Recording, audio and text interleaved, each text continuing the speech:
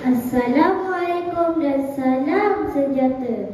Nama saya Nurul Syakiri Usna binti Airusha. Umur saya 9 tahun.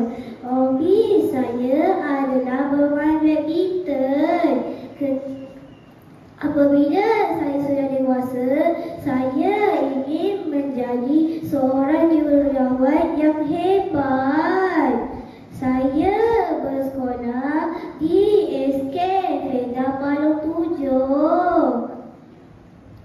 Hari ini saya akan membicarakan tentang sebuah buku cerita kegemaran saya.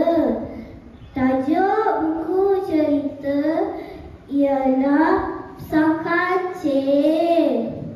Buku ini ditulis oleh Fauzia Aziz. Buku ini diterbitkan oleh Percetakan Najah.